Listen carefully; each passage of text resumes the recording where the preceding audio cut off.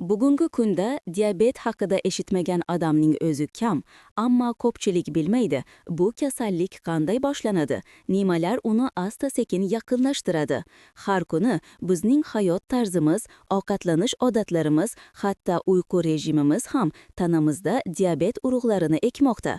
Bu jarayon boshida sekin kechadi, deyarli sezilmaydi. Shunday deyishadi, diabet bir kunda paydo bo'lmaydi. To'g'ri, u yillar davomida ortib boruvchi odatlar natijasi. Keling, bugun bizni sekin-asta diabetga olib boradigan 7 yashirin odat haqida gaplashamiz. Birinchi odat — ortiqcha shirinlik. Bir dona pechenya hech narsa qilmaydi yoki bir stakan kola zarar bermaydi deb o'ylaysizmi? Ammo bu faqat bugun degan bahona yil davomida yuzlab marta takrorlanadi. Shakar qondagi glyukozani oshiradi, oshqozon osti bezini charchatadi va insulin sezuvchanligini pasaytiradi. Natijada glyukoza hujayralarga kira olmaydi. Bu esa diabetning birinchi belgisi. Ikkinchi odat — yetarli uxlamaslik. Tun yarimdan keyin uxlab erta uyg'onasizmi? Uyqusizlik bu faqat charchoq emas, bu gormonal muvozanatning buzilishi. Uyqu kam bo'lsa, kortizol ortadi. U sekundada shakarni ko'taradi va yog' to'planishiga olib keladi. Tadqiqotlar shuni ko'rsatadiki, tuniga 6 soatdan kam uxlaydiganlarda diabet xavfi 30-40% yuqori. Uchinchi odat — harakatsizlik. Ishda 8 soat kompyuter oldida, kechqurun televizor qarshisida. Harakatsizlik insulin qarshilig'ini kuchaytiruvchi asosiy omil. Mushaklar ishlamasa, glyukozani ham kamroq yutadi. Har kuni atiga 20 daqiqa yurish yoki zinapoya ko'tarilishning o'zi metabolik salomatlik uchun katta foyda beradi. To'rtinchi odat — stressni ichda saqlash. Stress paytida kortizol va adrenalin ajraladi. Uglevoda glyukozani oshiradi. Agar bu holat tez-tez takrorlansa, tanada doimiy yuqori shakar muhit paydo bo'ladi. Ko'rinishda odam tinch bo'lsa ham, ichidagi ruhiy bosim metabolik jarayonlarni izdan chiqaradi. Shuning uchun stressni kamaytirish, yurish, dam olish yoki ibodat qilish bilan boshlanadi. Beshinchi odat — nonushtani tashlab, kechqurun ortiqcha ovqatlanish. Organizm ertalab energiyaga muhtoj bo'ladi. Nonushta qilinmasa kortizol oshadi. Kechqurun esa haddan tashqari ishtaha paydo bo'ladi. Bir kechadagi ortiqcha kaloriya esa glyukoza portlashiga aylanadi. Shuningdek, kechqurun ovqatdan keyin darhol uxlash yog' to'planishini kuchaytiradi. Oltinchi odat — shakarli ichimliklar. Bir stakan kola 8-9 qoshiq shakar. Bunday ichimliklar qondagi qandni tez ko'taradi, keyin keskin tushiradi. Natijada inson yana shirin narsa istaydi va glyukoza karuselida aylanib qoladi. Oddiy suv eng to'g'ri tanlov. Yettinchi odat — sog'liqni e'tiborsiz qoldirish. Men o'zimni yaxshi his qilyapman degan fikr eng xavfli odat.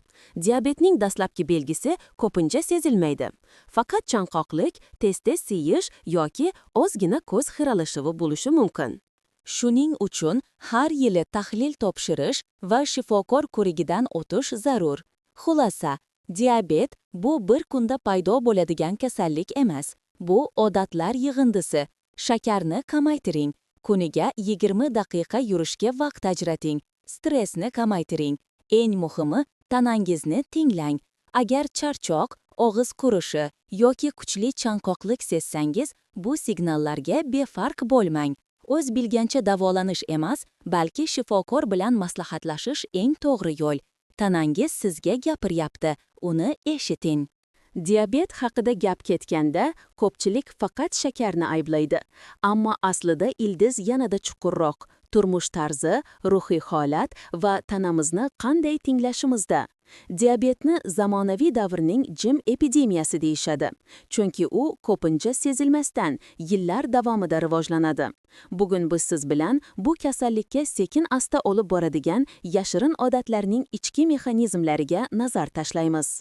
Birinchi odat — shirinlikka qaramlik. Har safar shakar iste'mol qilganda miyamiz dopamin chiqaradi. Bu lazzat va zavq hissini beradi. Ammo vaqt o'tishi bilan miya bu mukofotga o'rganib qoladi va uni talab qila boshlaydi. Natijada odam tobora ko'proq shakar iste'mol qiladi, tana esa insulinga kamroq javob beradi. Shunday qilib, biokimiyali doira hosil bo'ladi. Ikkinchi odat uyqusizlik.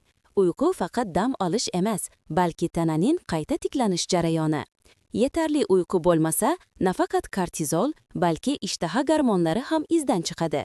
Natijada odam ko'proq ovqat yeyishga moyil bo'ladi, ayniqsa shirin va yog'li taomlarni. Tuniga 7-8 soat sifatli uyqu diabetning eng kuchli oldini olish chorasi. Uchinchi odat harakatsizlik. Texnologiya hayotni yengillashtirdi, ammo tanani dangasa qildi. Mushaklar kam ishlasa, glyukoza qonda to'planadi. Lekin muammoni hal qilish oddiy. Lift o'rniga zinapoya, avtobusdan bir bekat oldin tushish yoki 20 daqiqa piyoda yurishning o'zi kifoya. Eslab qoling, tana faqat vazndan iborat emas, balki qanday ishlayotgani ham muhim. To'rtinchi odat stress va ruhiy charchoq. Uzoq davom etgan stress tanada jim yallig'lanishni keltirib chiqaradi. Bu esa insulinga bo'lgan sezuvchanlikni pasaytiradi.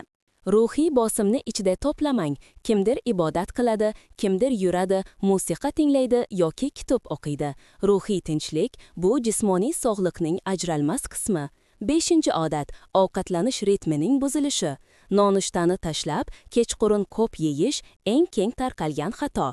Chunki kechki ovqatdan keyin insulin ertalabkiga qaraganda 2 baravar sust ishlaydi. Demak, kechqurun yeyilgan non va shirinlik yog' sifatida saqlanib qoladi. Nonushta bu metabolizmni ishga tushiruvchi tugma. 6-odat shakarli ichimliklar. Men kola ichmayman, faqat tabiiy sok ichaman deydiganlar ham xato qiladi. Bir stakan apelsin soki 3-4 dona mevaga teng. Butun meva tolasi bilan yeyilganda glyukoza sekin so'riladi. Sokda esa bu himoya yo'q. Shuning uchun sok ham, gazli ichimliklar ham diabet xavfini oshiradi. 7-odat menga hech narsa bo'lmaydi degan xato fikr. Diabet asta-sekin rivojlanadi.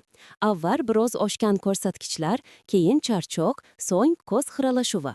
Shuning uchun yiliga kamida bir marta tahlil topshirish bu ortiqcha ehtiyotkorlik emas, balki mas'uliyatdir. Xulosa: tanamiz bizga har kuni signal beradi. Charchoq, chanqoqlik, uyqusizlik, ishtahaning o'zgarishi bular bejiz emas. Diabetning oldini olish 3 narsaga bog'liq. Birinchi, oziq-ovqatdagi tanlovlar. Ikkinchi, jismoniy faollik. Uchinchi, ruhiy tinchlik. Bugun kichik o'zgarish qiling. Shakarni azroq, suvni ko'proq, harakatni muntazam qiling. Shunda siz diabetdan emas, balki sog'lom hayotdan zavq olasiz. Unutmang, bu maslahat emas, faqat umumiy ma'lumot. Agar alomatlaringiz bo'lsa, shifokorga murojaat qiling.